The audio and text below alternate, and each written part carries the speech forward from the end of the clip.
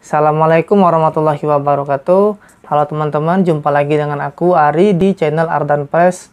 Oke teman-teman, di video kali ini aku ingin berbagi mengenai fungsi dan atau kegunaan dari bahan-bahan dan alat di minuman kekinian kita. Namun sebelum video ini lanjut, jangan lupa untuk di like, share, dan subscribe-nya ya. Terima kasih.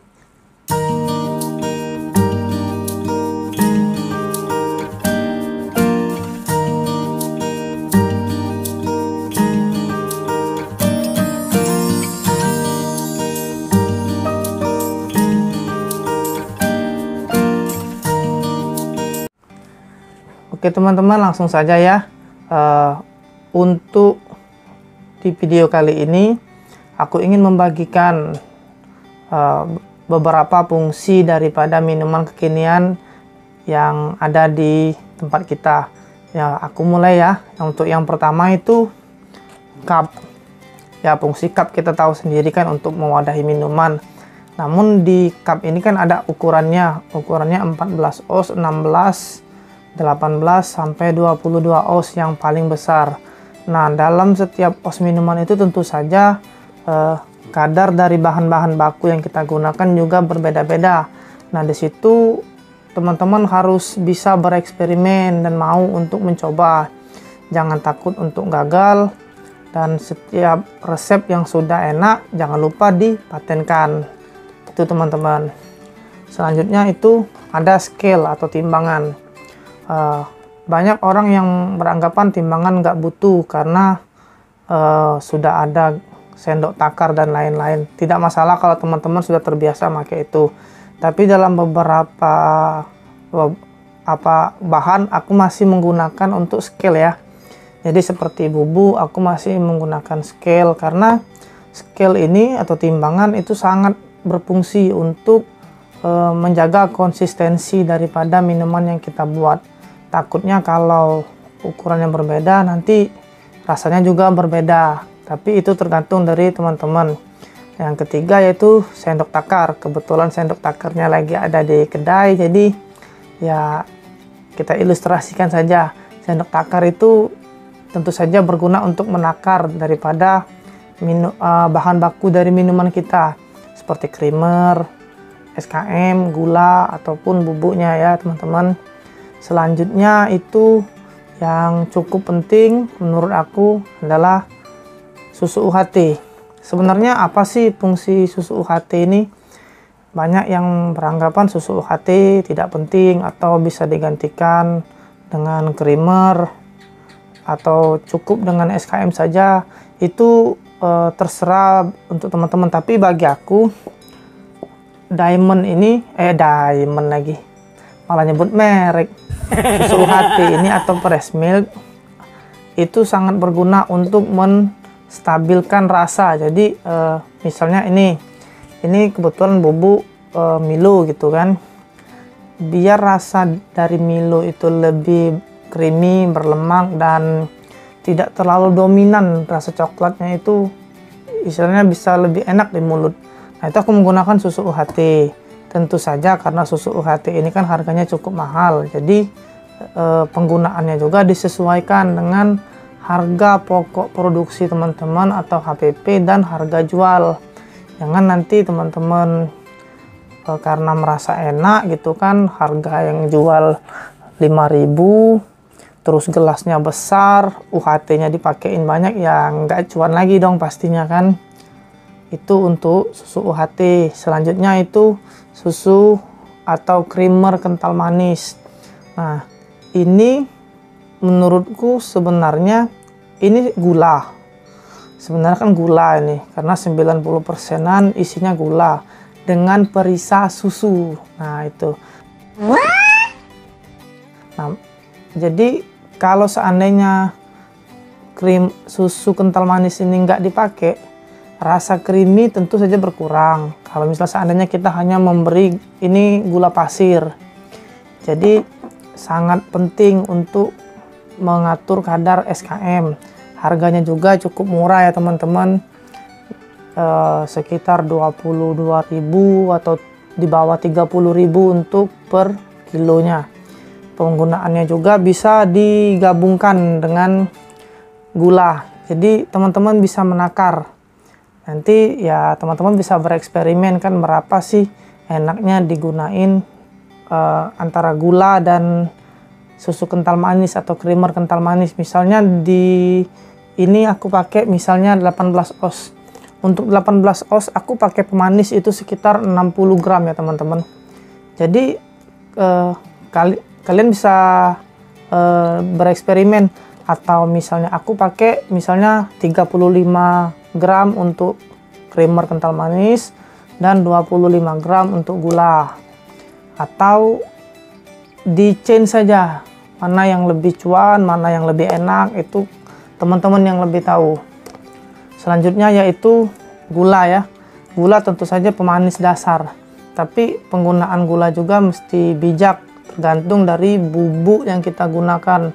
Contoh gini, ini bubuk reguler. Bubuk reguler ini di dalamnya juga sudah ada pemanis. Kalau teman-teman terlalu banyak menggunakan gula pasir, tentu saja rasanya sangat manis.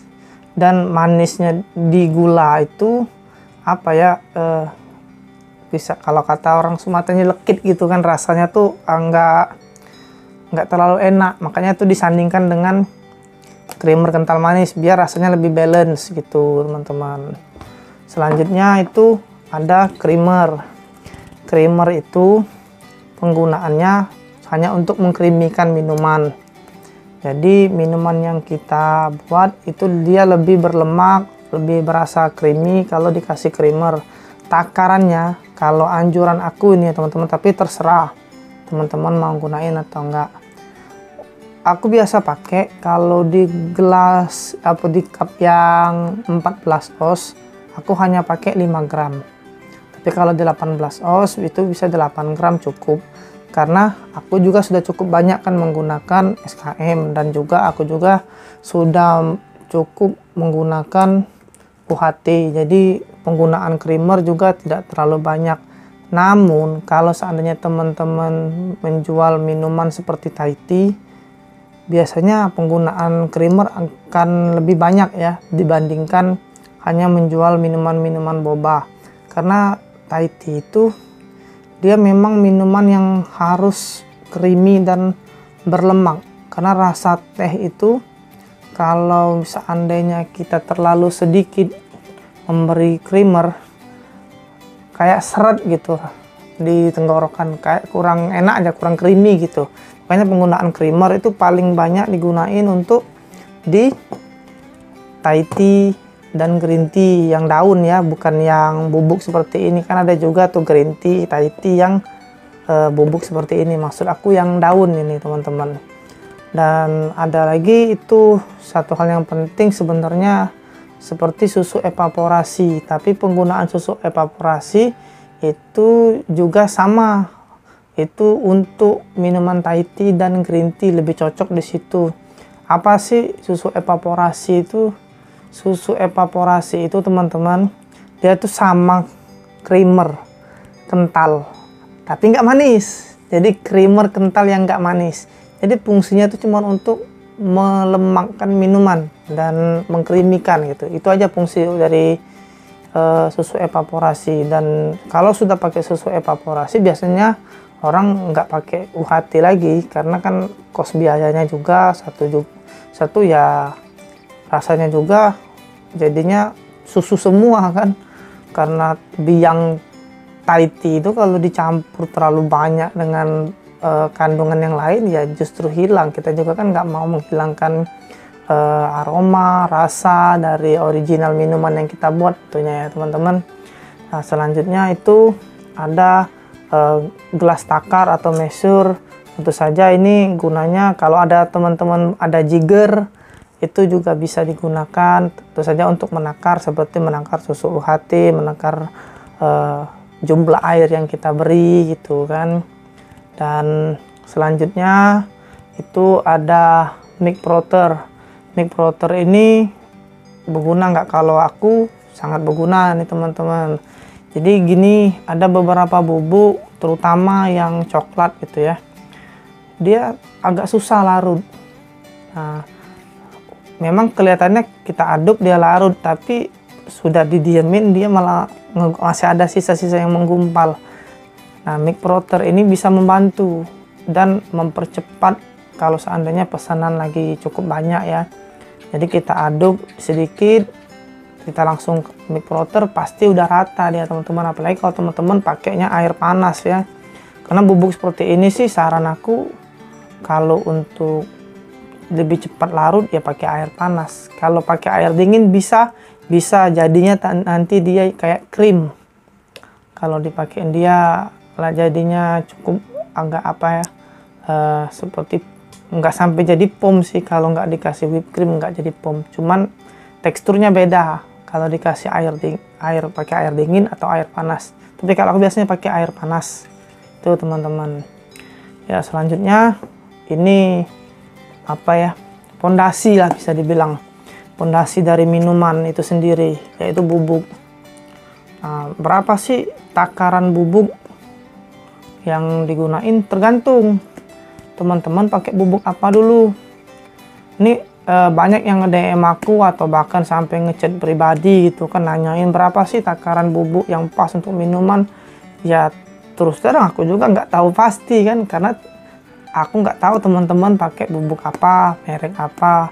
Saran aku kalau teman-teman mau jualan minuman kekinian, teman-teman tanyain dulu tuh sama yang jual, berapa takaran bubuk biasanya yang digunain gitu. Kalau seandainya dia nyaranin menurut kita terlalu banyak karena costnya tinggi, misalnya kita mau jual yang 5 ribuan gitu, kita bisa mainkan mungkin dikurangin sedikit takarannya, kita mainin di SKM atau di gulanya gitu. Nah itu teman-teman yang tahu. Jadi kalau aku misalnya ditanya berapa takaran bubuk yang digunain bang untuk yang 14 oz, 18 atau 16 sampai bahkan yang 22 oz, ya aku juga nggak tahu ya yang pastinya gitu kan, karena teman-teman beda. Tapi kalau untuk yang reguler biasanya aku pakai yang 14 oz ya, itu aku pakai di 20 gram. Kalau yang premium aku pakai di 15 gram. Itu aku pakai rasanya sudah cukup, sudah sangat enak lah. Tergantung bubuk yang teman-teman. Terus ada yang tanya kan, kok nggak dikasih tahu bubuk apa yang dipakai. Ya aku juga nggak enak juga kan mau ngasih tahu merek gitu. Rata-rata teman-teman juga udah pada tahu lah kan kalau hal-hal yang seperti itu kan nggak enak juga disebutin. Tapi yang penting teman-teman tonton aja video aku yang tips memilih bubuk itu. Nah di situ kan aku jelasin ada yang reguler, ada yang plain, dan yang premium. Teman-teman mau pakai yang mana disesuaikan dengan budget dan disesuaikan dengan harga jual, udah teman-teman jalan pakai gitu teman-teman. Jadi itulah kira-kira hal-hal yang penting pokok yang teman-teman perlu ketahui, fungsi dari setiap bahan-bahan yang teman-teman gunain. Yang jelas kalau minuman kekinian biasanya campurannya itu ada bubuk, yang pertama creamer sedikit, kental manis, dan gula. Finishingnya bisa dengan UHT yang disesuaikan takarannya. Hanya untuk, ingat, UHT ini hanya untuk menstabilkan rasa. Itu teman-teman. Jadi itulah urut-urutannya. Dan untuk Thai tea dan green tea yang daun biasanya itu pakai biang teh dan creamer, kental manis. Nah biasanya untuk Thai tea dan green tea itu kental manisnya lebih banyak daripada gula, karena itu tadi dia mau kejar creamy-nya, jadi yang creamy itu dibanyakin. Dan terakhir di toppingnya tuh, finishingnya tuh biasanya dikasih susu evaporasi tadi teman-teman.